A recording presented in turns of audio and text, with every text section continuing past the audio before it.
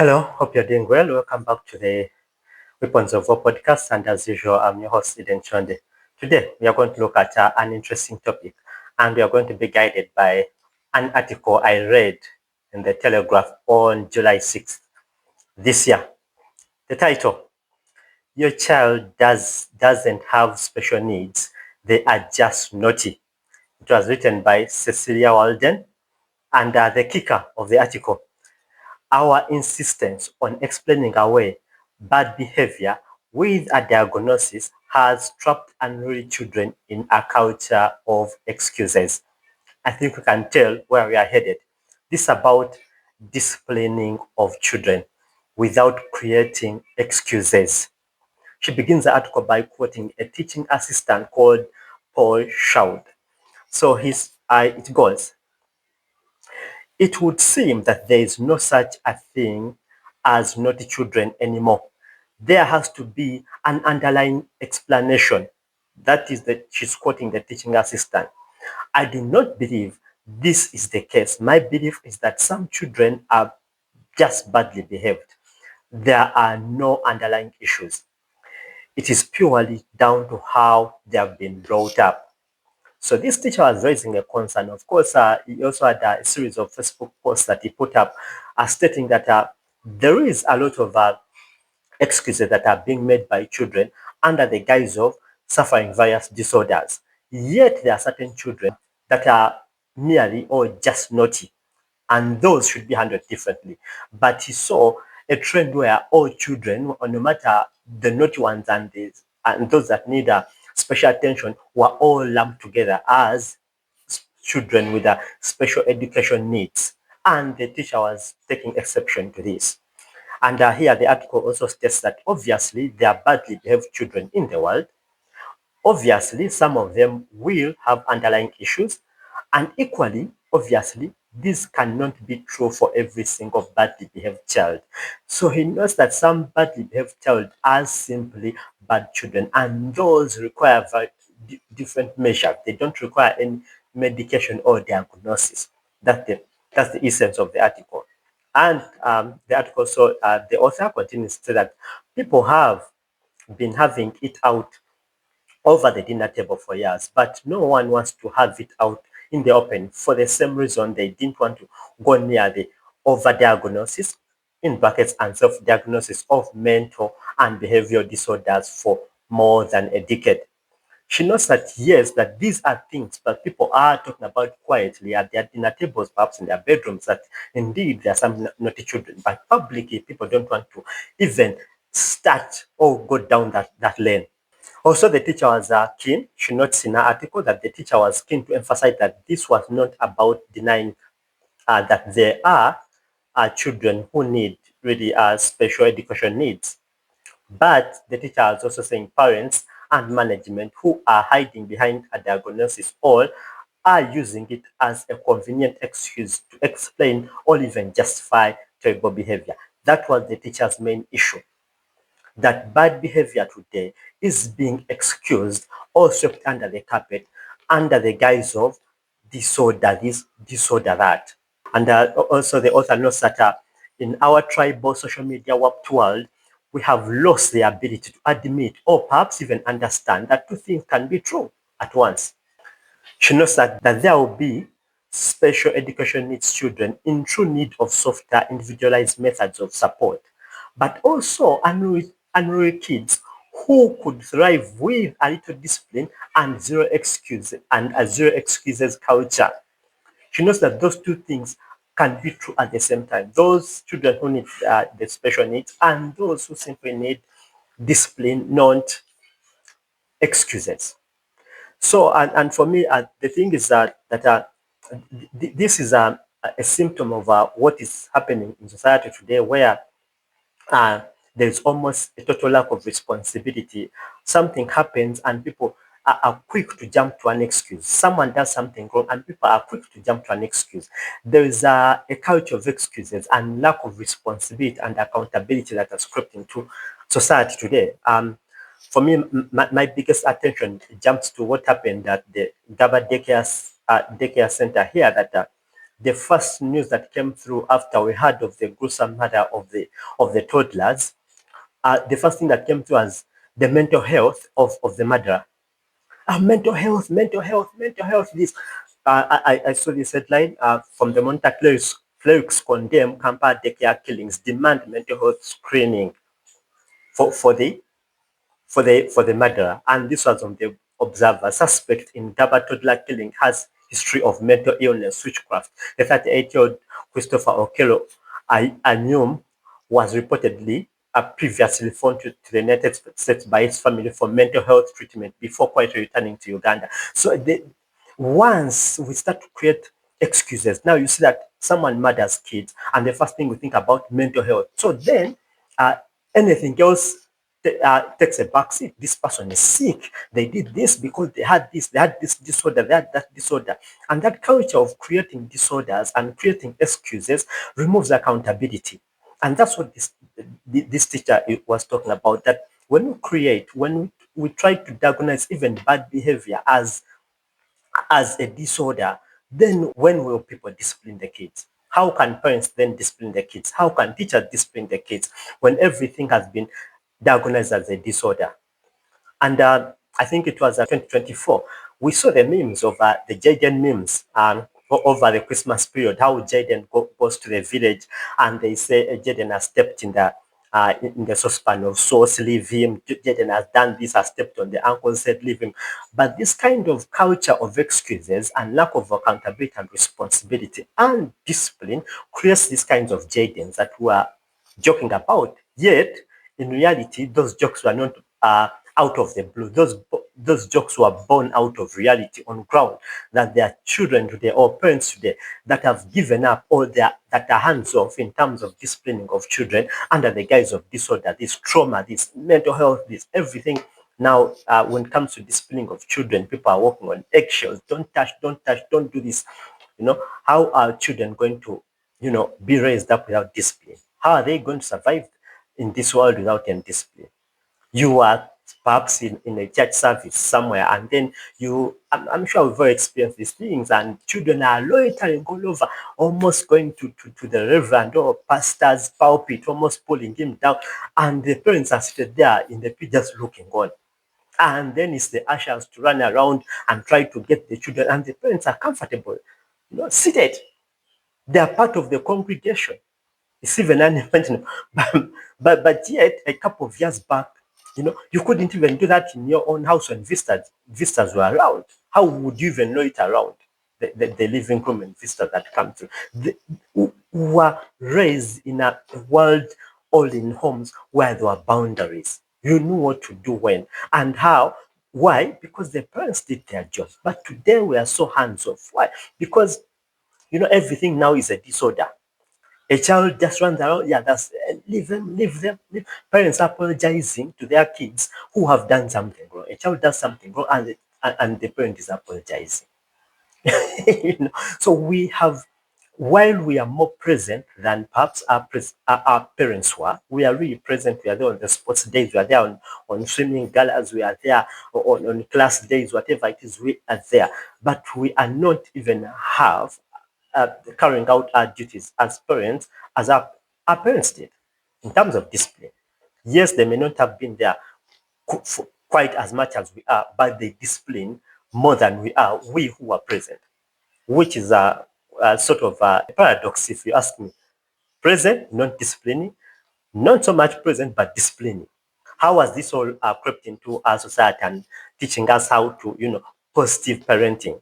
For me, I usually say that uh, wisdom should be judged by its results, not by presentations and books and talks. No, it should be judged by the results. If people come through and tell us, you know what, that is a corporal punishment, they brand it corporal. Even the mere mention of that corporal sounds so barbaric. It's like Shaka Zulu and these killings of people on the stake. You may think, it sounds of, before we dump that, what were the results of that so-called corporal punishment or kind of discipline that now is looked at as stone age kind of parenting? And what are the results of today's positive parenting? What are the results? If you looked at the kids then and the kids today, in church, how did you behave yourself? You're a parent. How were you raised to do things? How is your child behaving today? Do you think your children are behaving better than you behaved then? Or do you think you behave better than they are behaving today? And if that's the case, then there's something you need to pick from the way that your parents disciplined you. Again, otherwise, we are picking advice from the very people that push several agendas and we think that they have the best interests for our children. These are the very people that push these transy agendas, where a boy feels a girl and then they go cut off their, try to change their genitals. A girl feels a boy and then they are mutilated, cut, go flesh from wherever to create for them an artificial male organ. Again, those are the people chopping off their breasts. If you're a girl, they chop off their breasts and to take you through that life-altering surgery, permanent surgery, you can't even reverse it. You don't even need a parental consent. These are people pushing these kinds of agendas. Trans boy become a girl, girl become a boy. They push those kind of agendas, and then they come and tell us how to discipline our children. The people who, do you really think that they have the best interests for our children at heart? That you don't need a parental consent to change your sex, you don't need it. But hey, if a parent touches you and whips your butt for not completing your homework, hey, that parent is so bad, is so bad, so but but them who are telling you to change because I don't know whatever it is, that they are good. And then we are picking advice from places that don't mean well for our children. And we think it's hip, it's don't touch, don't touch, don't touch. Again. And every indiscipline, every bad behavior is diagnosed. Do you know why it's even diagnosed? There's money to be made. That's the clientele base that's created. The moment they diagnose your child to have this, then there is medication for that. Who's gaining from that? It's an entire industry. So they are creating market, they're opening new markets for some certain of their drugs. Disorder, this is a drug, disorder, this, and the child starts to off on drugs at an early age up to whenever they go because they have a certain disorder, which perhaps just requires certain of the things that are called even disorders today took a simple whooping on the back and were corrected. I'm not saying this goes for every child. Of course, there are certain children that need special education needs or special needs, but there are certain children, a lot of the naughtiness, a lot of the bad behavior and indiscipline is being swept under the carpet under the guise of positive parenting and these so-called disorders. When you look at those people mainly pushing this kind of positive parenting and all that, and the thing that they are doing, well, they come up and call this kind of disciplining, whooping a child, but when they have done something wrong, they call it corporal punishment, and then the sex changes, they call them gender affirming care. We are just being cooked. It's just branding and naming and all, and we fall for that. You get. So for me, this article was really, really nice. You can go look for it. It's called "Your Child Doesn't Have Special Needs; They're Just Naughty." At times, your child is just naughty. You just have to go and discipline. Parents, let us discipline. We cannot delegate this. And at times, and even a child having special needs does not mean that they cannot be disciplined. Or a child having a disability does not mean that they shouldn't be disciplined. We shall continue more on this topic of parenting, but this is just a start that parents will need to discipline. And of course, people have come up with various ways. Oh, discipline like this, discipline like that. Again, wisdom should be judged by its results.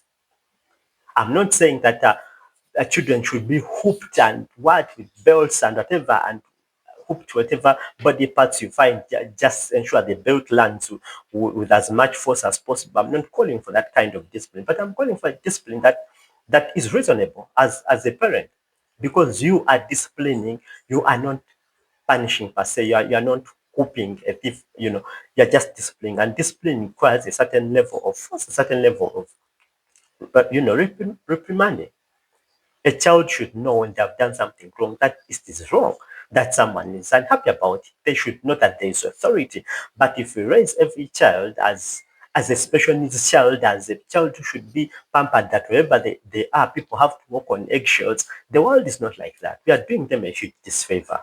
They are going to go out in the world, and they can't live with people because they are brought up to think that the world revolves around them, and they find that no, actually, it's not the case. And the person who's used to preferential treatment, the first time they are treated equally, they'll think that they are being mistreated. You go to a workplace and everyone is treated equally because for you are used to your privileges, but you're raised with privileges, you think you're being mistreated. Okay. But we have to raise our children and discipline them for the world that they are going to live in. Okay. That they are going to live with various people. They have to respect authority first and foremost. They have to, if a child cannot respect the authority of a parent, how will they respect a cop on the road? A cop will stop them, they just keep driving, and then what happens next? They're in prison. Okay. Because they think they are big. How they are treated at home is how they think the world will treat them. But the world is not like that. Again, they can't hold down, they won't be able to hold down jobs, they won't be able even to keep, yeah, the schools can pamper them, yeah. but but for how long? After school, then what? You don't want to be, and at times I do these things for me selfishly. There's a selfish tendency to it that I discipline kids, all I want to discipline kids mainly for the sake that I don't want to keep parenting my child into their 30s, into their 40s, and I'm there still parenting. No, I want them to grow. So on one hand, it's for your own good as a parent to discipline your children so that they grow and mature. But they're not going to grow and mature without discipline. Again. And on the other side, it's also for their own sake. Because this is the world in which they are going to live. The world operates by rules and boundaries. Now, if a child is raised without rules and boundaries, they think anything can go. How are they going to handle themselves in this world? Again. So there's a way for them, but also for you. You don't want to be parenting a 30-year-old. Daddy this, daddy this, that, mommy this, that. You don't want that kind of child again. You want a child who matures, who you are sure that they'll be able to hold their own in this world. And that comes through discipline. Okay. But at times, in this world today, we are so present as parents, but yet we are not disciplining that much. And that's why I love this article that we should stop creating a culture of excuses for our children. If a child does something wrong, there should be an effect for them to know that that was wrong and shouldn't be done again. It shouldn't be repeated. There should be a deterrent. Now, what is it today? What are you putting as a deterrent? Sit down and talk to them. Sit down and talk to them. What are the results of that wisdom? Wisdom should be judged by its results. What are the results of that wisdom? The results of the wisdom that our parents used to discipline us is you and me. Are those results good? Are you a social person? Can you hold down a job? Can you interact with people? Are you law abiding? Are you adding to the society where you are? Then your parents did a tremendous job. Are there things that you shouldn't you? Don't you think that you should pick things from them the way they did? The way they disciplined you, the way they carried you out, the way they showed you how to behave, that when there are people in authority, you have to take your seat somewhere, you have to step aside somewhere. you know, it's all about your child, it's all about the Jadens, like the memes were saying previously. Jaden had done this, everyone goes around, walking on eggshells because of a child. Parents, let's parent. We'll come back with another episode on this to show what's happening out there as a result of this hands-off kind of parenting where there are disorders, this disorders that, and what's happening to the children out there. But I think for me, the people that are advising us into this positive parenting kind of things, into this, they are good at branding and coining kind of, catchphrases. They are good at that. But for me, you judge the results. And the people that are coming up with these things do not have good intentions for your children. You have the best intentions for your children. If you want your children to turn out like you, and even better, then there are best foundations you need to pick from the way your parents raised you. All right, that's it for today. Till next time.